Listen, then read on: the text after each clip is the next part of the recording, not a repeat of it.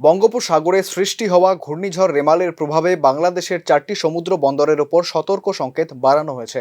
এর মধ্যে মোংলা ও পায়রা সমুদ্র বন্দরে 7 নম্বর বিপদ সংকেত এবং চট্টগ্রাম ও কক্সবাজার সমুদ্র বন্দরে 6 নম্বর বিপদ সংকেত দেখাতে বলা হয়েছে। শনিবার রাতে আবহাওয়া অধিদপ্তর এই তথ্য জানিয়েছেন। এর আগে বাংলাদেশ ওয়েদার অবজারভেশন টিম জানায়, বঙ্গোপসাগরে অবস্থান করা গভীর নিম্নচাপটি সন্ধ্যা 7:10 ঘূর্ণিঝড় রেমালে পরিণত হয়েছে, যা সর্বোচ্চ ক্যাটাগরির 1 শক্তিমাত্রার ঝড় হিসেবে 26 মে অর্থাৎ রবিবার রাত থেকে 27 মে সকালের মধ্যে উপকূল অতিক্রম করতে পারে।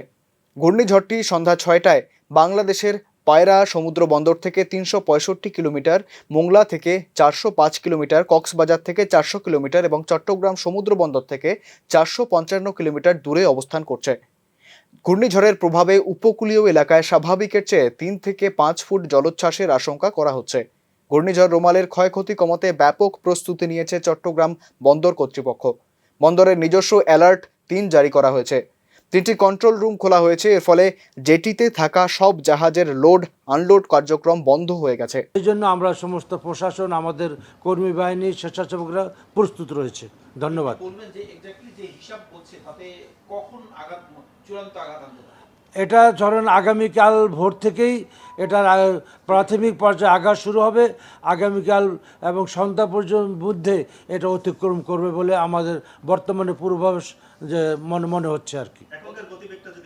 এখনকার গতিবেগ আমাদের 60 থেকে 88 কিলোমিটার এবং এটা যখন ভোরবেলা এটা মহাবিপদ সংকেত দেখা দিবে তখন এটা 110 থেকে 130 কিলোমিটার পর্যন্ত এটা হতে পারে এবং 8 থেকে 10 ফুট পর্যন্ত প্লাবিত হতে পারে এবং যদি ওই সময় জোয়ার থাকে এটা আরও বাড়তে পারে।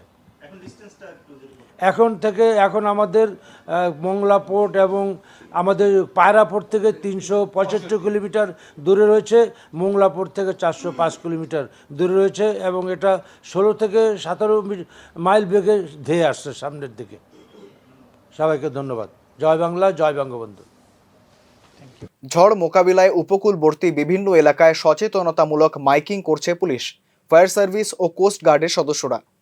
উপকূলীয় অঞ্চলের অতি ঝুঁকিপূর্ণ এলাকার সাধারণ মানুষকে নিরাপদে সরিয়ে নেওয়া হচ্ছে। ঘূর্ণিঝড় রেমাল মোকাবিলায় সর্বাত্মক প্রস্তুতি নিয়েছে জেলা প্রশাসন। সংশ্লিষ্ট সব পর্যায়ের কর্মকর্তাদের স্টেশন ত্যাগ না করতে নির্দেশ দেওয়া হয়েছে।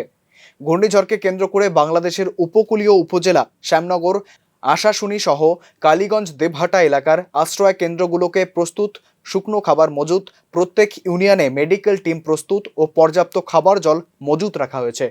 এছাড়াও দুর্যোগকালীন ও দুর্যোগ পরবর্তী সময়ে উদ্ধার কার্যক্রম চালানোর জন্য ফায়ার সার্ভিস, অ্যাম্বুলেন্স ও স্বেচ্ছাসেবককে প্রস্তুত রাখা হয়েছে।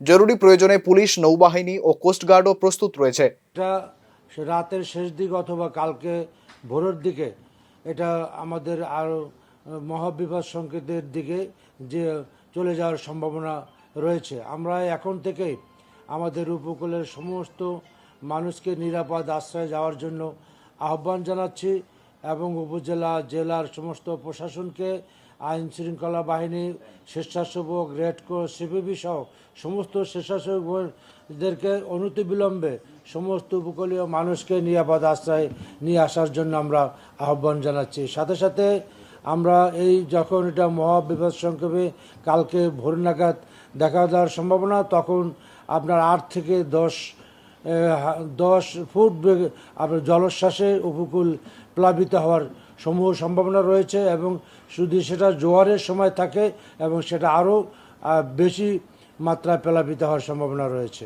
আপনারা জানেন, ঘূর্ণিঝড় সিডার, আইলা ও আমফানের ক্ষয়ক্ষতি এখনও কাটিয়ে উঠতে পারেনি বাংলাদেশের উপকূলীয় মানুষরা। এরই মধ্যে রবিবার থেকে বাংলাদেশের উপকূলেও আছড়ে পড়ছে নতুন ঘূর্ণিঝড় রেমাল। ভীত সন্ত্রস্ত বাংলাদেশের মানুষ। ঢাকা থেকে মনির হোসেনের রিপোর্ট, নিউজ নাও।